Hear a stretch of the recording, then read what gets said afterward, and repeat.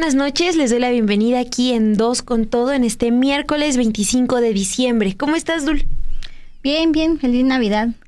¿Cómo te fue con la comida, la cena? Rico, muy rico. Regalos. Sí, ya ves que las cenas, no sé en su caso, pero se empiezan a hacer casi desde el inicio de mes, ¿no? Las cenas navideñas que con los amigos, con la familia, entonces mucho festejo. Pero aquí con todo. Sí, Dul, aquí estamos porque este año también no lo queremos terminar sin hacer un recordatorio de avances y pendientes importantes que nos deja el 2024. Primero, pues recordar que este año va a pasar a la historia en México como el año, pues, marcado por la representación de las mujeres en la política. De eso no hay duda. Por primera vez en más de 200 años, desde la independencia de México, una mujer fue electa presidenta. Y no solo eso, 13 entidades pues estarán ya dirigidas por mujeres. Guanajuato, Morelos y Veracruz tendrán por primera vez una gobernadora. Y a la par, pues ya en este año, por ejemplo, vemos la representación de mujeres al frente de la Suprema Corte de Justicia de la Nación, en el Instituto Nacional Electoral, en el Tribunal Electoral del Poder Judicial de la Federación. También destaca, por ejemplo, que desde el Senado se aprobó en este 2024, en diciembre, agregar las palabras presidenta y gobernadora en la Constitución. Esto pues va de la mano con lo que feministas y distintas defensoras de derechos humanos han destacado. Esta frase de lo que se nombra no existe. Lo que no se nombra no existe. Y en ese sentido, pues el 2024 también quedó marcado por la exigencia de nombrar, reconocer y sancionar la violencia digital. Esto a raíz de las denuncias que presentaron estudiantes de la carrera de Mercadotecnia Digital del Instituto Politécnico Nacional, quienes buscan llevar a juicio y obtener una sentencia condenatoria en la Ciudad de México en contra de un exalumno de esta institución al que están demandando por ejercer violencia sexual utilizando inteligencia artificial para alterar fotografías y videos. Bueno, Dul, en esta historia la ley Olimpia es un referente. Hay que hacer un recordatorio nada más. La ley Olimpia se refiere al conjunto de reformas legislativas que se han aprobado para reconocer la violencia digital y sancionar el acoso digital. También tipifica como delito contra la intimidad sexual grabar, tomar fotos o difundir imágenes o mensajes de contenido sexual sin consentimiento. Dul, pues hay que recordar también que fue impulsada por la defensora Olimpia Coral Melo después de que un video suyo fue difundido sin su consentimiento por su expareja. Ella impulsó reformas al Código Penal y la Ley de Acceso de las Mujeres a una Vida Libre de Violencia para incluir este tipo de violencia. Sí, de ahí el nombre, Ley Olimpia. Me estaba acordando, Mon, hace unas semanas fue que fuiste a la audiencia, una de las audiencias programadas en torno a este caso de Diego N., y un caso bastante particular por pues tener que comprobar ante el juez, por parte de la defensa, que no solo el simple hecho de que Diego N. presuntamente cometió estos delitos sexuales, sino que cómo comprobar que utilizó la inteligencia artificial para pues no solo crear imágenes, sino venderlas y afectar la intimidad sexual de quienes eran sus propias compañeras de aula en el Politécnico Nacional, en esta carrera de Mercadotecnia. Abundando más sobre la Ley Olimpia, estas primeras reformas de este tipo se aprobaron desde el año 2018 en el Congreso de Puebla, de donde Olimpia Melo es originaria. Entre el 18 y el 22, la Ley Olimpia fue aprobada sucesivamente en el resto de las entidades del país e incorporada en las leyes de observancia nacional y competencia federal.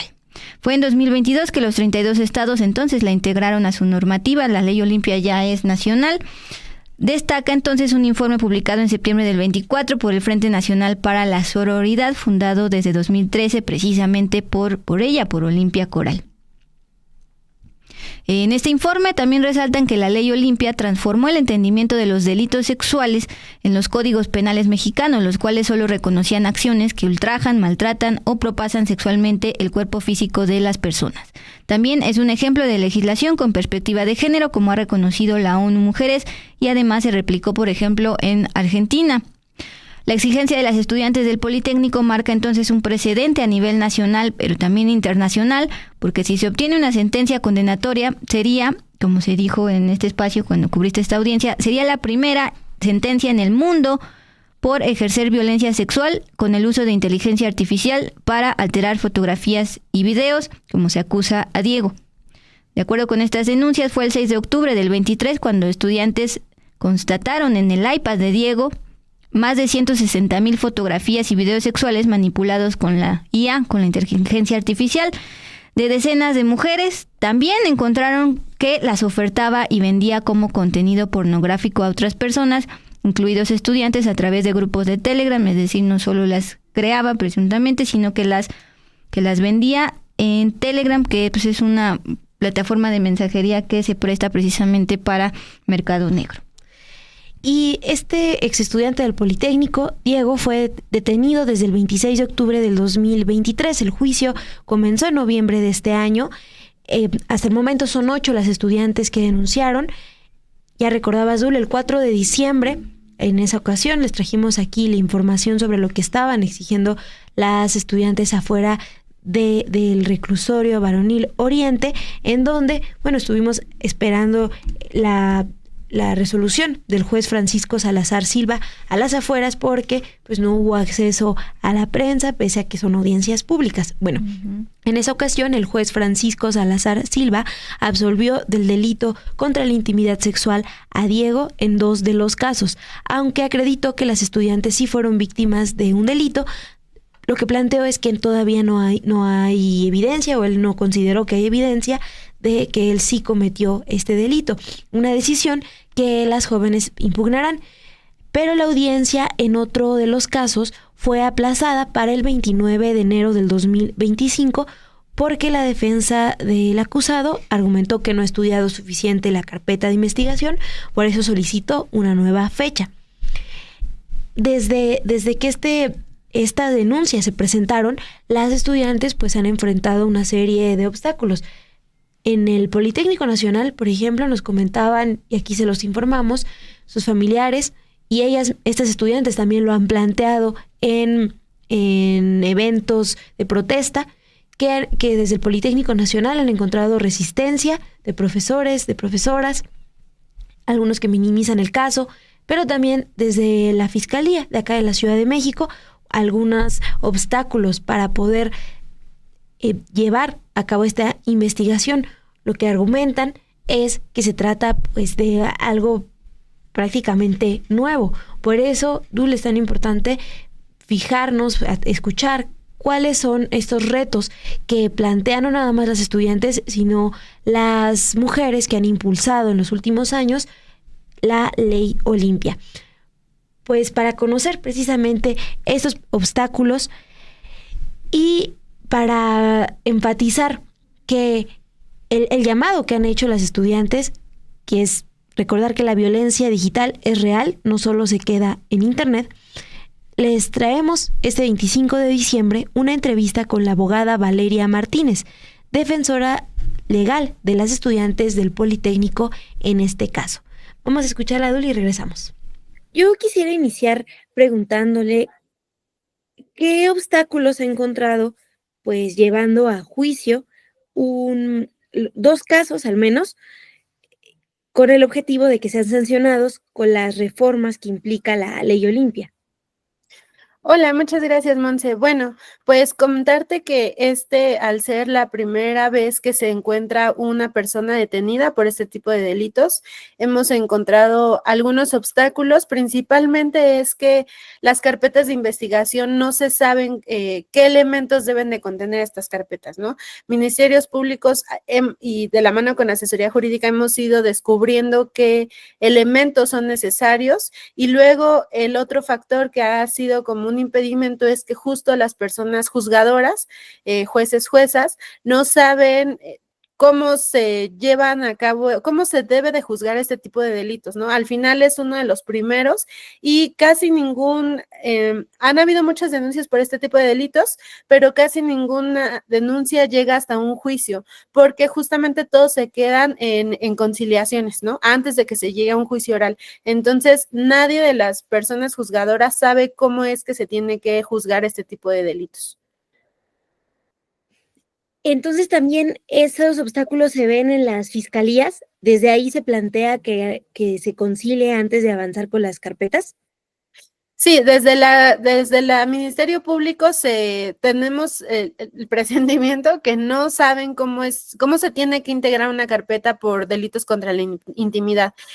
Afortunadamente en la Ciudad de México se ha tenido como el tiempo y las personas especializadas para hacerlo, ¿no? Pero no sabemos en unas fiscalías donde, por ejemplo, los estados del sur o los estados muy del norte, si tengan todo el conocimiento, ¿no? Al final, si Ciudad de México es la ciudad de vanguardia en el país, ¿no? La ciudad que tiene muchos progresos y aún así ha costado trabajo integrar este tipo de carpetas, no imaginamos cómo ha de ser en otros estados donde tienen menos presupuesto, menos personal, menos capacitaciones, ¿no? Imaginamos que ha de ser complejo. Y ya hablabas de aquí de la Ciudad de México.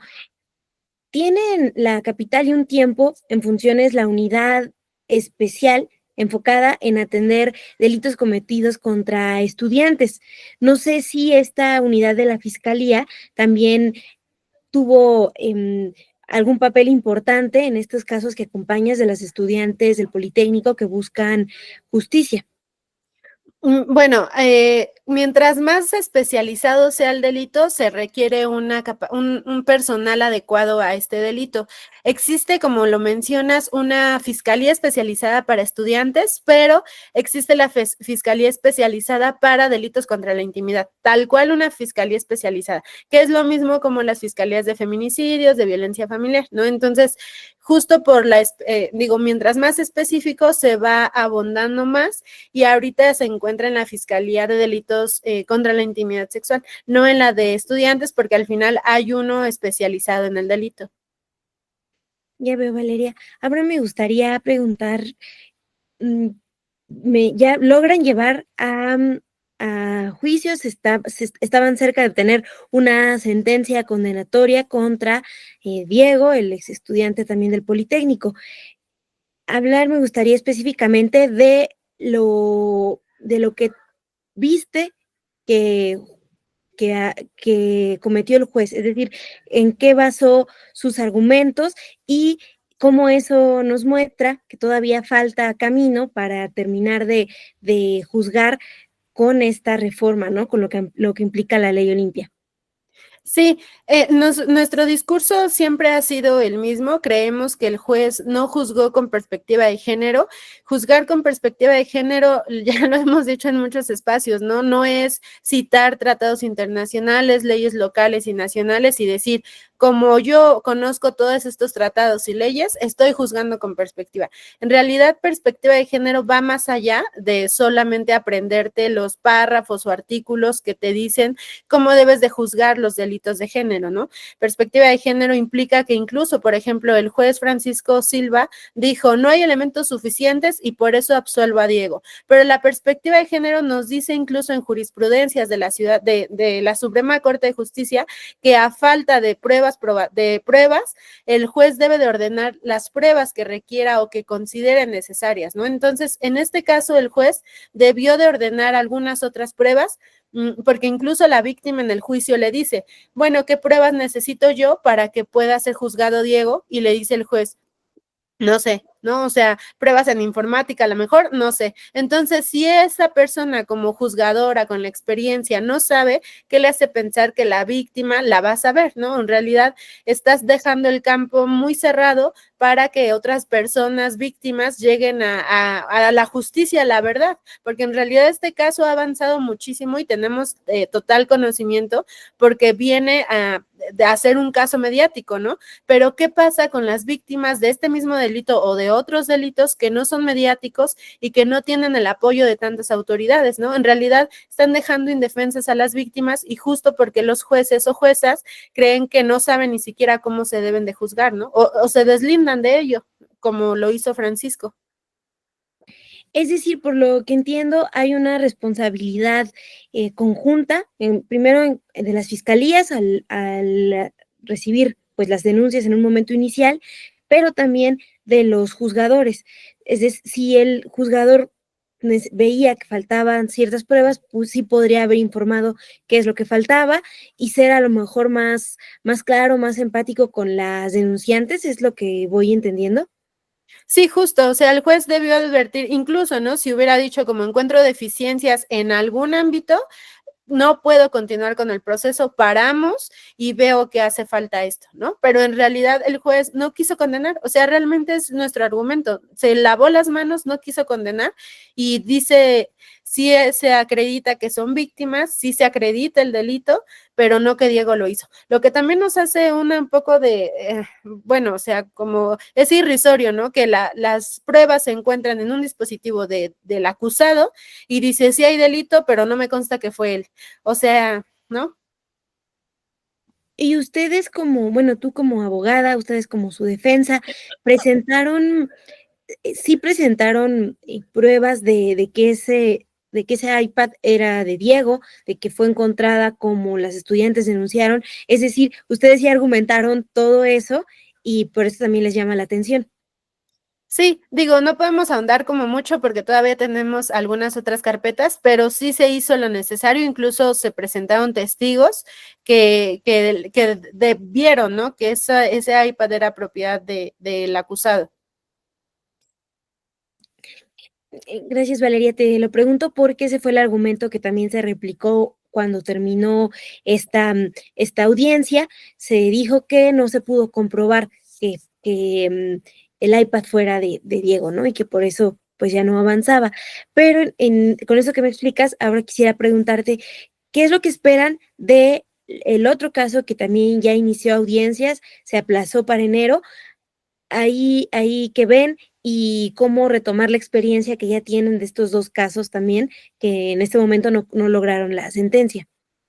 Sí, bueno, pues hemos estado viendo, en primera, saber que vamos a presentar la apelación correspondiente a la sentencia, buscar que se logre una sentencia, o si no, el juez de distrito que nos diga, ¿no? Como qué es lo que hay que hacer o qué es lo que ve.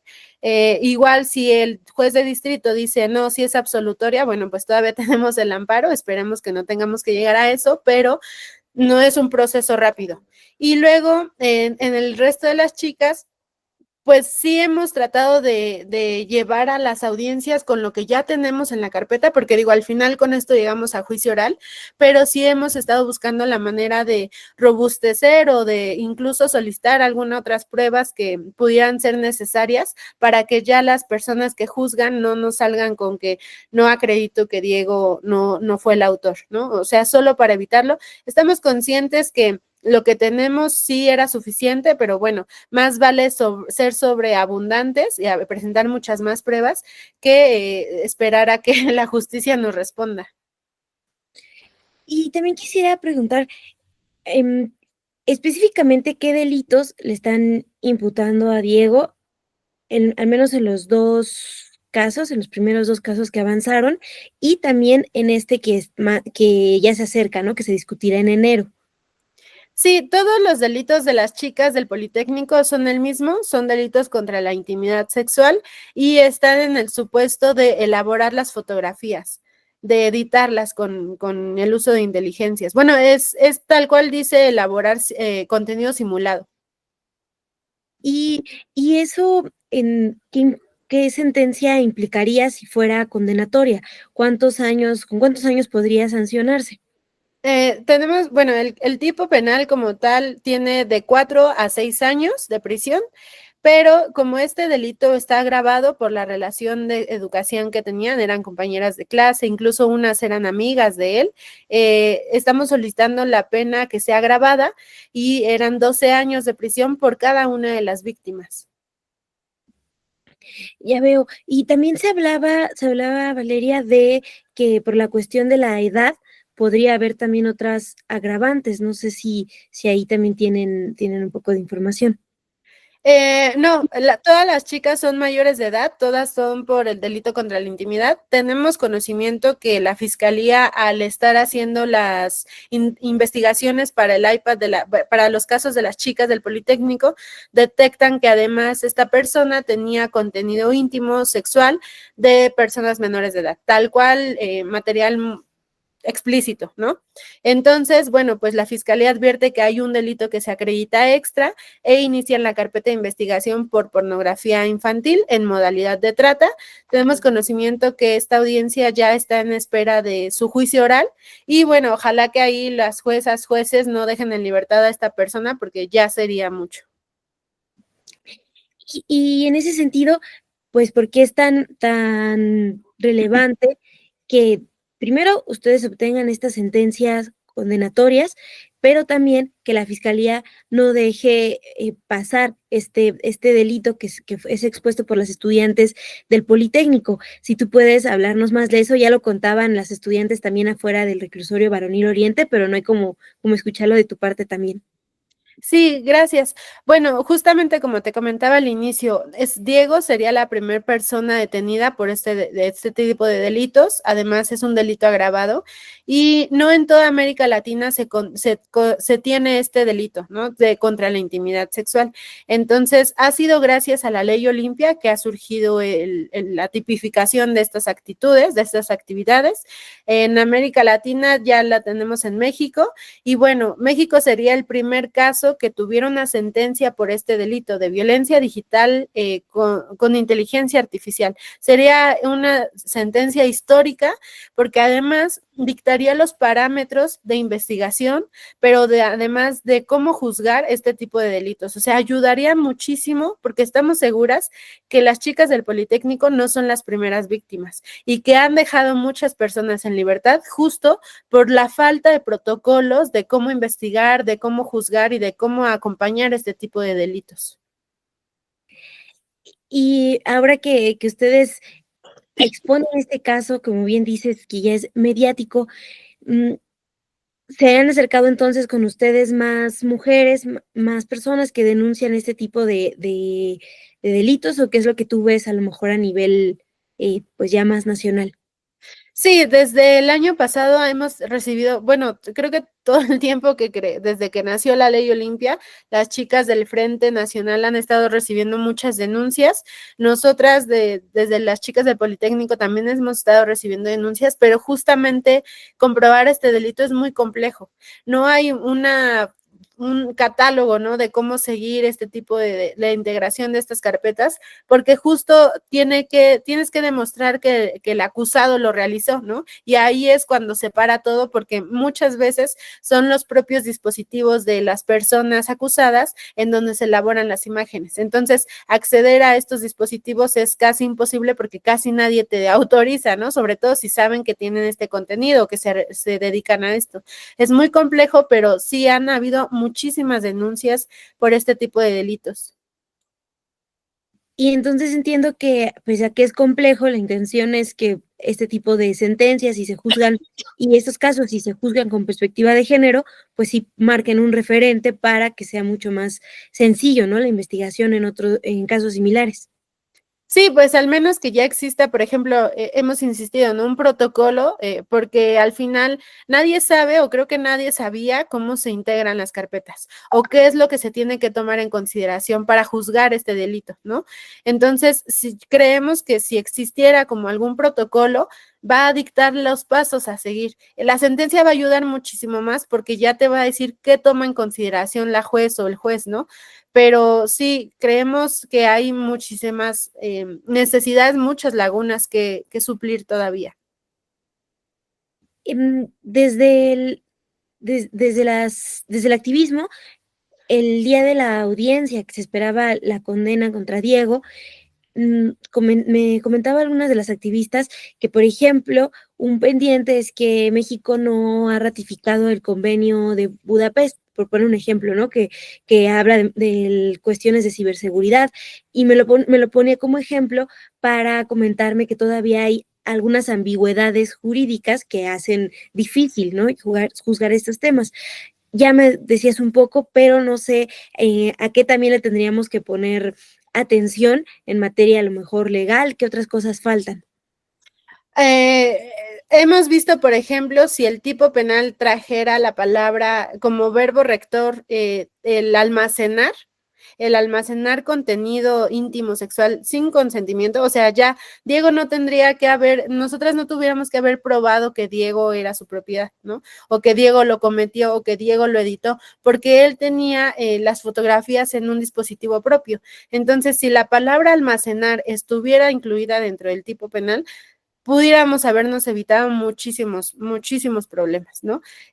Creemos que una de las partes de la reforma debe de estar en almacenar, incluir esa palabra, pero también tenemos conciencia de que México es uno de los principales creadores de pornografía, ¿no? Entonces, incluso estas revistas como Playboy, OnlyFans, que viven de esto, ¿no? De la explotación de los cuerpos, pues se van a poner muy al brinco, ¿no? No van a permitir que se incluya la palabra almacenar, porque entonces caerían muchísimos núcleos del crimen organizado que se dedican totalmente a esto, ¿no? Y que viven totalmente esto. Diego fue como la punta de un iceberg que tiene que ver con la explotación sexual de las mujeres. Gracias, Valeria. Sí, sobre eso, me gustaría destacar esta parte que ustedes han planteado.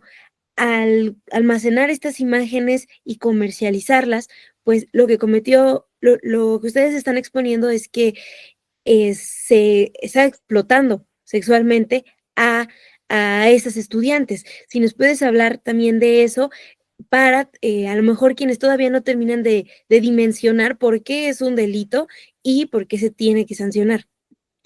Sí, tenemos conocimiento, o al menos las compañeras nos han dicho que Diego vendía estas imágenes, ¿no? Esto no ha sido materia de debate de las audiencias, porque al final lo que nosotros estamos buscando es la creación de las imágenes, ¿no?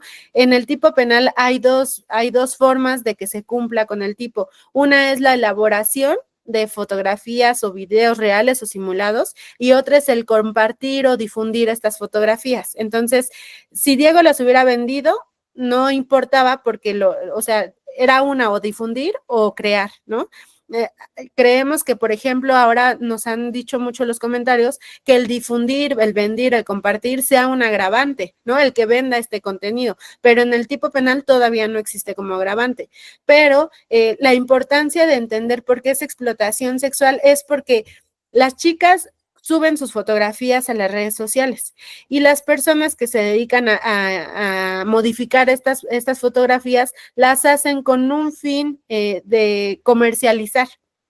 No le avisan a las víctimas, ¿no? No es como OnlyFans, que yo decido abrir una cuenta y yo decido que muestro, si un pie, una mano, ¿no? O lo que sea que yo muestre, porque yo así lo quiero. Acá en lo que tiene de diferente es que lo hacen sin el consentimiento de la víctima y luego para generar ingresos, ¿no? Y son ingresos a costa de las compañeras, a costa de su intimidad, a costa de su identidad. Y bueno, no sabemos si Diego tenía una gran vida o no ganaba nada, pero basta con que vendiera una fotografía, aunque sea solo un peso, pero ya está enriqueciendo a costa de las compañeras sin su autorización. Y en ese sentido, Valeria, pues sabemos que esas imágenes llegaron a más personas. También ustedes están considerando el plantear una reparación del daño hacia hacia estas estudiantes, o cómo han visto, ¿no? Pues el impacto que ha tenido en su día a día.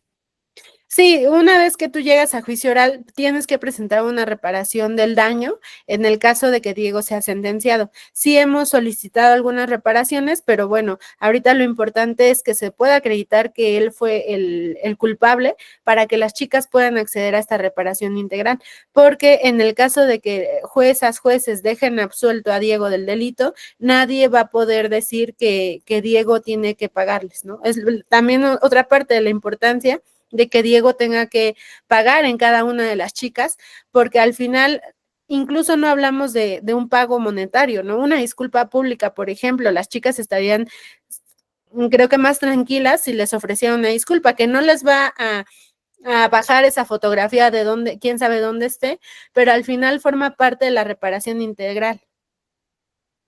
Y Valeria, también me gustaría hablar de algo que ya planteabas, ¿no? En México todo este contenido que se produce, bueno, qué tan normalizado justo ves que está y en ese sentido, cómo eso ha impactado a la recepción que tiene la sociedad en general de si es o no importante sancionar ese tipo de delitos. Sí, bueno, como te comento, ¿no? México es uno de los principales exportadores o generadores de pornografía. Entonces, muchas personas creen que no debería de ser esto un delito, porque incluso le han dicho a las chicas, ¿por qué sufres si te están poniendo un cuerpo exuberante, ¿no? O sea, te hicieron una cinturita o te están aumentando los senos o los glúteos, ¿no? En realidad es que no, la gente no acaba de entender que es un impacto muy fuerte el saber que no es tu cuerpo, pero es tu cara y que se está comercializando o que incluso estas fotografías en 5 o 10 años podrían todavía estar en la red, ¿no? Que incluso ellas ya siendo profesionistas o teniendo una familia, cualquier persona cercana a ellas va a poder tener acceso a estas fotografías. Eso es lo que la gente no alcanza a dimensionar, ¿no? Y que por lo menos si ellas hubieran accedido a compartirlas, no hubiera problema, pero además no es su cuerpo, los hicieron sin su consentimiento y en 15, 20 años familias o su círculo cercano pudieran tener acceso a estas fotos, ¿no? Entonces, eso es importante de entender del impacto que causa en las chicas, en las víctimas de estos delitos, porque al final una foto en la red es imposible de rastrear, ¿no? O sea, con un clic tú puedes compartir una foto a otro continente, a otras personas, a otros idiomas, y no importa el tiempo que pase, esa foto puede estar en la red por miles de años, ¿no? Entonces, es imposible de rastrear y ese es el impacto, la ansiedad que le genera a las chicas. Sí, sí, es importante no perderlo de vista. Y también, Valeria, a mí me gustaría preguntar, desde el gobierno federal ya anunció al menos la secretaria de Mujeres que conversaría con el titular del tribunal de la Ciudad de México, pues para preguntar si se juzgó o no con perspectiva de género este caso, que también estaría atenta, ¿no? De cómo avanzaría. ¿Ustedes han tenido un acercamiento con la Secretaría de Mujeres o qué es lo que esperan en esa parte? ¿Qué papel podría tener? Sí, creemos que es importante que, digo, al final en el ámbito de sus funciones, agradecerle a la secretaria de las mujeres que se preocupe por las chicas, ¿no? Sobre todo en el ámbito de sus competencias, podría ser que facilitara, no sé, terapias psicológicas a las chicas, ¿no? Pero lo que es legal, lo que incluso el tribunal tiene que revisar son las apelaciones y los recursos jurídicos que se van a presentar, ¿no? No es que la Secretaría de las Mujeres vaya y decir como que, no, quiero que sí sentencias, ¿no? Porque en realidad, pues estaríamos hablando entonces de tráfico de influencias, de corrupción, y en realidad estamos conscientes de que eso no es lo que queremos, ¿no? O sea, estamos conscientes y seguras que lo que se presentó es necesario para poder dictar una sentencia o para lo que el tribunal resuelva, pero siempre que sea a través de los recursos jurídicos. Por eso confiamos en que con la apelación podemos llegar a una nueva sentencia, a modificar esa sentencia, pero bueno, ya dependerá mucho también de juezas o jueces que le toquen estudiar el caso para que puedan dictar la resolución. Porque quien tiene ahora el caso, en este otro caso que avanzó, no son los mismos juzgadores, no es el mismo juzgador que tomó en un inicio el caso de Diego. No, una vez que vamos a presentar la apelación, se presenta ante el mismo juez que resolvió, pero él es el encargado de mandarlo a un juez de distrito, es decir, como un juez que va a revisar lo que hacen los jueces. Entonces vamos escalando este caso para que confiamos realmente muchos de los avances en materia de género no se han resuelto en los tribunales locales, ¿no? Y es algo que decíamos desde el principio, qué lástima que el tribunal local de la Ciudad de México nos vuelve a decepcionar porque incluso en los delitos de feminicidio, por ejemplo, no se reconoció el feminicidio en un tribunal local. Tuvo que llegar a escalar para que se pudiera reconocer los pasos necesarios de los feminicidios, ¿no? Y estamos conscientes que incluso este caso pudiera llegar hasta una corte interamericana, por ejemplo, ¿no? Una corte internacional para que pudiera dictar si hay elementos violatorios del proceso o de los derechos humanos de las chicas. Te preguntaba de la importancia de estar atentas a cómo avanzan estas investigaciones, porque inicia el año y también inicia un nuevo caso, una nueva carpeta, bueno, avanza una carpeta que ustedes ya habían iniciado y todavía quedan entonces otras 6. Sí, quedan 6 carpetas pendientes. Ahorita lo que estamos viendo es si vamos a integrar nuevos elementos para las nuevas audiencias.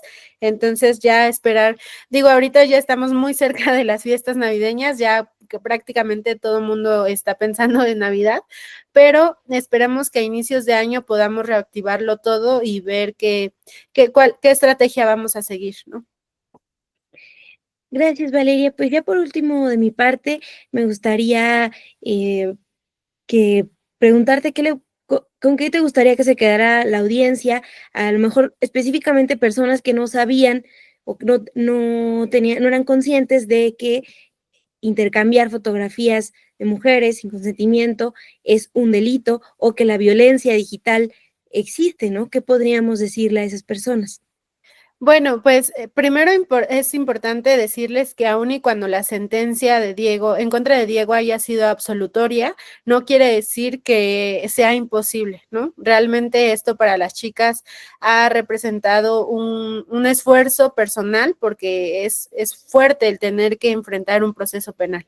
Pero al final ya se hizo mediático el caso, ¿no? Ya sabemos que el compartir imágenes es un delito, el modificar imágenes es un delito, y estamos seguras que estamos haciendo camino para muchas de las mujeres y niñas víctimas de este delito. Entonces, no olvidar que aún y cuando ha sido una sentencia absolutoria, todavía podemos avanzar en la materia, estamos en lucha para encontrar una sentencia condenatoria, entonces no crean que ya está una batalla perdida, ¿no? Y recordarle también a las personas que han sido víctimas de estos delitos que denuncien, porque las denuncias son muy importantes para nosotras, ¿no? Ahí con las denuncias podemos ver qué es lo que hace falta, si hace falta políticas públicas o incluso reformas a códigos penales, pero sin denuncias no podemos avanzar porque es como si no estuviera pasando nada. Pues muchas gracias, Valeria Martínez, por esta entrevista que me parece fue muy ilustrativa. Muchas gracias. Gracias a ti, Monse, por el espacio y pues también por estar al pendiente del caso.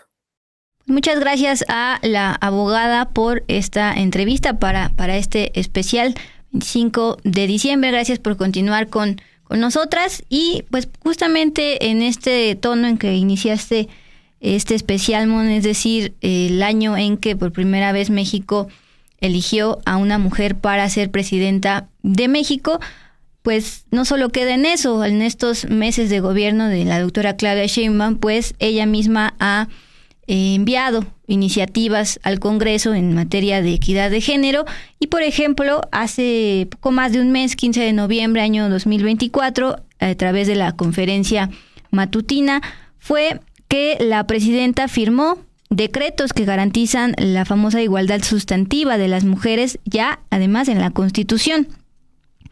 Aquel día, la presidenta de México, Claudia Sheinbaum, firmó el decreto por el cual se garantiza la igualdad sustantiva para las mujeres dentro de la Constitución mexicana y con ello se avanza en el acceso a sus derechos.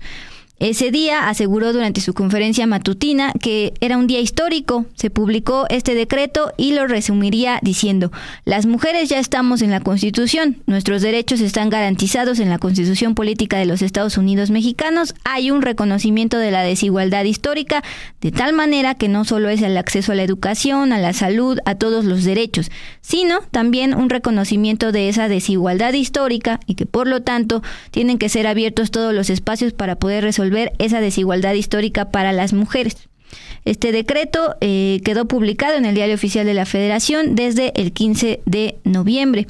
Ese mismo día estuvo presente la secretaria de Mujeres, Citlali Hernández Mora, una secretaría que se formó justo en este sexenio, y ella recordó que la jefa del Ejecutivo presentó la iniciativa de reforma en materia de igualdad sustantiva, perspectiva de género, derecho de las mujeres a una vida libre de violencia y erradicación de la brecha salarial por razones de género. Todo ello fue aprobado también por la Cámara de Senadores en octubre y luego en noviembre por la Cámara de Diputados. Sí, Dul, y un mes después, el 16 de diciembre, la presidenta Claudia Sheinbaum también firmó desde su conferencia matutina un decreto con el que se reformaron y adicionaron varias disposiciones a 7 leyes secundarias en materia de igualdad sustantiva, perspectiva de género, derechos de las mujeres a una vida libre de violencias y erradicación de la brecha salarial por razones de género. Ese día, el 16 de diciembre, se reformaron y adicionaron se planteó esta reforma y estas adiciones a 7 leyes. Estamos hablando de la Ley General para la Igualdad entre Hombres y Mujeres, la de acceso de las mujeres a una vida libre de violencia, el Código Nacional de Procedimientos Civiles y Familiares, el Código Nacional de Procedimientos Penales, la Ley General del Sistema Nacional de Seguridad Pública, la Ley Federal del Trabajo, la Ley de los Trabajadores al Servicio del Estado y en esa ocasión, la consejera jurídica del Poder Ejecutivo, Ernestina Godoy, llamó a los congresos locales para iniciar con la armonización de las reformas a favor de las mujeres y bueno, con esto garantizar que estén protegidos todos sus derechos. Dul, aquí también me gustaría destacar los datos. ¿Qué nos dicen los datos? La encuesta nacional sobre la dinámica de las relaciones en los hogares que elabora el INEGI, el Instituto Nacional de Estadística y Geografía, muestra que el 70.1% de las mujeres de 15 años o más en México experimentó algún tipo de violencia a lo largo de su vida. Y recordar que este tipo de violencia se puede manifestar de distintas maneras: psicológica, económica, patrimonial, física, sexual. Y bueno, les hablamos en este especial también de la violencia digital. Pues con eso, Mon, nos despedimos. De verdad, agradecidas por haber estado con nosotras esta noche, esta Navidad, y también por haber estado con nosotras, pues, todo este inicio de Dos con Todo. Todavía falta, pues, el cierre de año y todo eso, pero desde ahorita ya nos ponemos nostálgicas. Sí, Dul, ya los últimos días del 2024. Gracias por acompañarnos. Todavía nos queda una semana más por acá. Mañana también estamos por aquí. Pero gracias por acompañarnos. Pues feliz Navidad y gracias en producción. Nos vemos mañana.